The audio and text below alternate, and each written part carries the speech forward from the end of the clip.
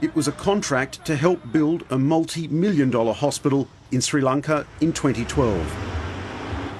Now it's been caught up in a high-level corruption and money laundering investigation. We've travelled all the way here to Hambantota on Sri Lanka's southern coast to investigate this 900-bed hospital and to determine what role Aspen Medical really played in its construction.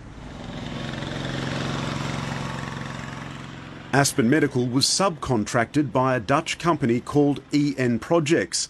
It was backed by an Australian government guarantee on the basis it would supply equipment and medical design for the hospital. Andrew Walker says he remembers nothing of the sort.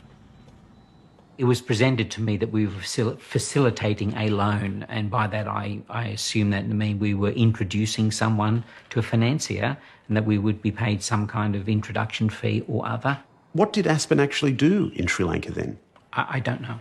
Do you have any recollection of Aspen ever deploying staff in Sri Lanka? No, definitely not. I can say with absolute clarity that we've never deployed staff in Sri Lanka. For Andrew Walker, the alarm bells rang when he tried to open a new bank account and was refused. Then very shortly afterwards, my own bank sent me an email, and they were basically saying I had some questions that I had to answer because of my association with Aspen Medical, to which I was very much taken aback. I spoke to the bank, but most of it was by email, but I spoke to the bank, and it was suggested to me that Aspen had been mentioned in a corruption case in Sri Lanka. Four Corners has obtained this internal Aspen Medical spreadsheet, which indicates the company's role was purely as a financial intermediary. It shows Aspen receiving funds, then paying those same funds back out to contractors in return for a 4% handling fee. None of this was presented at any board meeting.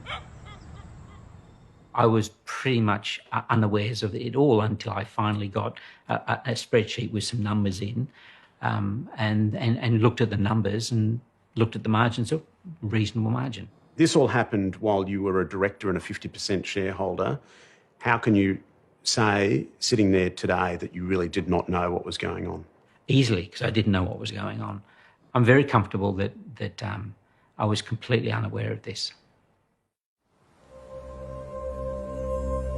The spreadsheet reveals the first and largest of Aspen Medical's payments were made to a mysterious company called Sabre Vision Holdings, domiciled in the notorious tax haven of the British Virgin Islands. The payments totalled 1.4 million euros, now about 2 million Australian dollars. The company was owned by a high-flying Sri Lankan businessman, Nimal Pereira, who has since been implicated in a series of corruption scandals, including a global bribery scheme.